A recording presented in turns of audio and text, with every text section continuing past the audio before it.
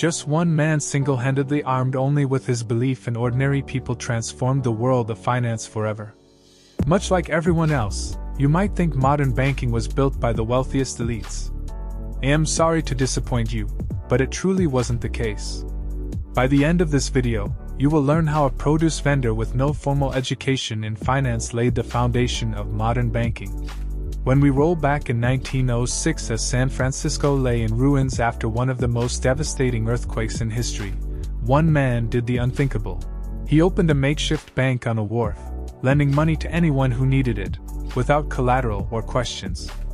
Who would trust a banker handing out loans from a barrel? And who would take the risk of trusting people who had lost everything? But let's not get ahead of ourselves.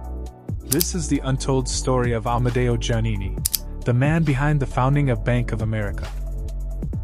Chapter 1: The Immigrant's Journey. In the late 19th century, Italy was a land of both beauty and struggle. While the rolling hills of Genoa may have looked serene, they hid a life of hardship for many farmers who toiled day after day. For the Giannini family, life wasn't easy. Amadeo Pietro Giannini was born into this world on May 6, 1870. A time when dreams of a better life often meant leaving one's homeland behind. Amadeo's father, Luigi, left Italy for the United States in search of opportunity, but found only tragedy. He was killed in a fight over wages when Amadeo was just 7 years old. The loss left a scar on young Amadeo's heart, but it also planted a seed of determination that would grow into something remarkable. His mother, Virginia, was a woman of immense strength. After her husband's death, she remarried Lorenzo Scatena, a man who ran a small produce business in San Francisco. Amadeo worked alongside his stepfather in the markets, learning the intricacies of trade and the value of relationships. These early experiences shaped his understanding of business not as transactions, but as a trust between people. Life in San Francisco's Little Italy was tough, but it was also full of hope. Immigrants from across Europe flocked to the city in search of a better life, but many faced the same hardships they had fled. Giannini saw how difficult it was for people like his family to get ahead. The large banks in the city ignored the needs of these working-class immigrants, focusing only on the wealthy elite. It didn't sit right with him. Why should someone's background or income determine their access to opportunity? This question stuck with him, and it would soon fuel his ambition. Chapter 2: A Different Kind of Banker. By the time he reached his 20s, Giannini was already a successful businessman.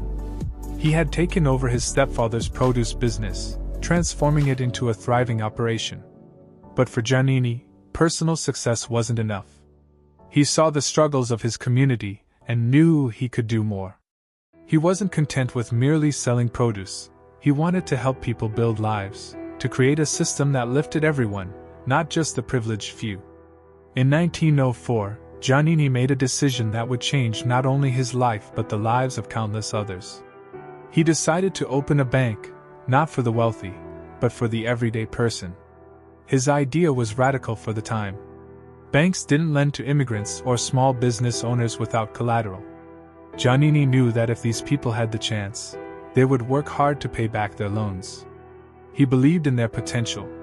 With this vision in mind, he opened the Bank of Italy, a small, unassuming institution in San Francisco's Italian neighborhood. The location wasn't grand, but the idea behind it was revolutionary. Giannini offered small loans to people who had been ignored by the big banks: farmers, factory workers, shopkeepers, people just like his family. And while traditional bankers scoffed at his approach, Giannini pressed forward, relying on trust and relationships over collateral. It worked. The community flocked to his bank, and word quickly spread that here was a man who truly cared about helping people. Chapter 3: The 1906 Earthquake. Just 2 years after Giannini opened his bank, disaster struck.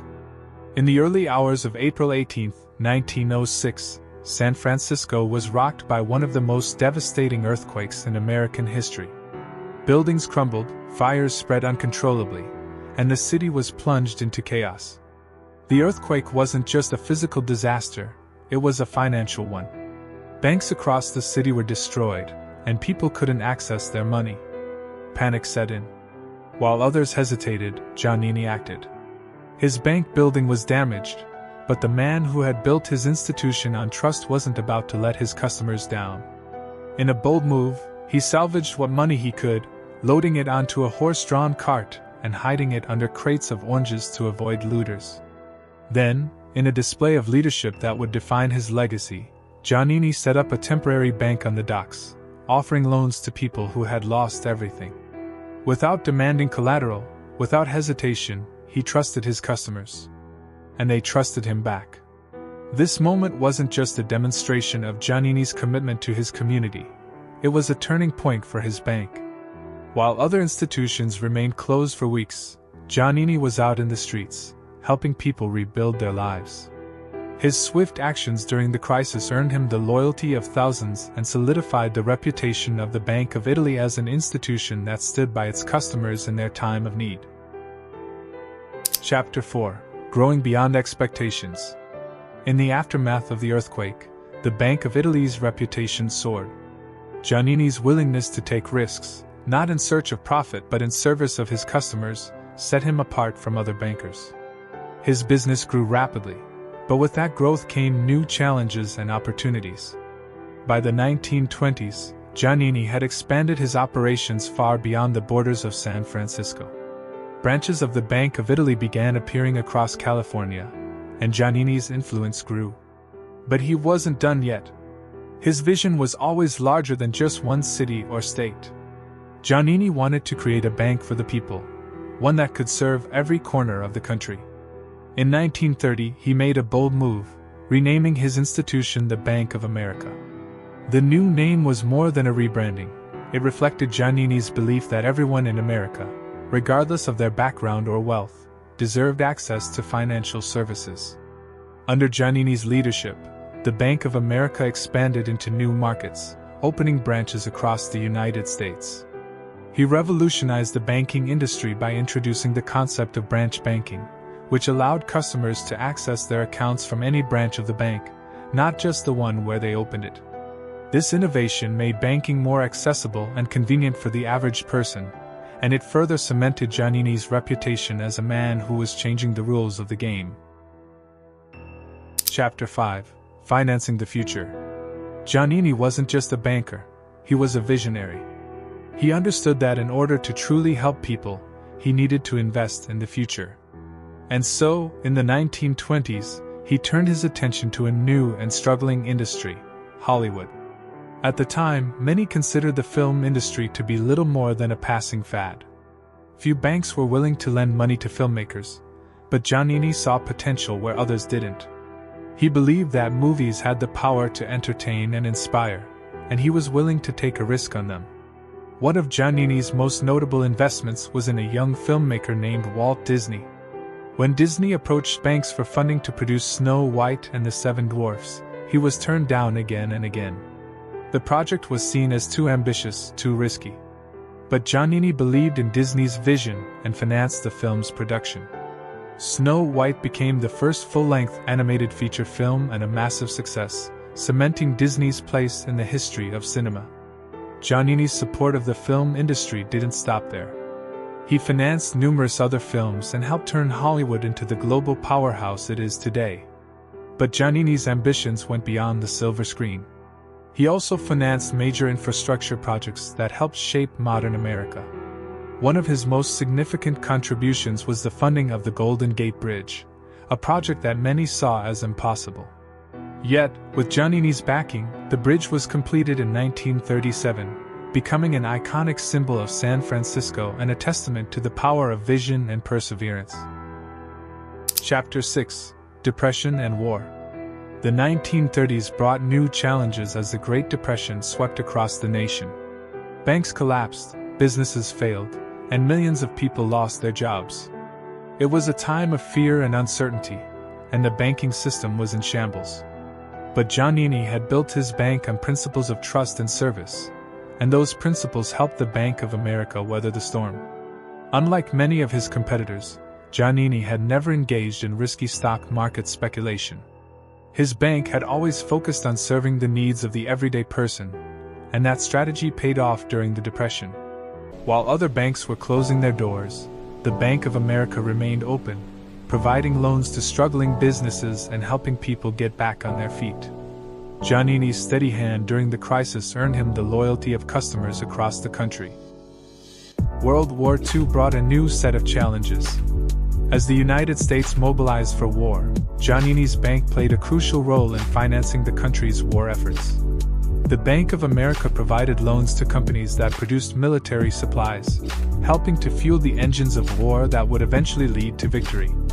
Giannini's bank had become an integral part of the American economy, and its influence only continued to grow.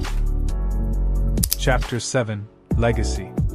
Amadeo Giannini passed away in 1949, but his legacy lives on. By the time of his death, the Bank of America had become the largest bank in the United States, serving millions of customers across the country. But more than the size of the institution, it was the values that Giannini instilled in his bank that set it apart. He believed that banking wasn't just about money, it was about people. It was about trust, service, and community. Throughout his life, Giannini remained humble. Despite his immense success, he never flaunted his wealth or sought the trappings of power. He continued to live simply, always focusing on the needs of his customers. His philosophy was straightforward: if you take care of the people, the business will take care of itself.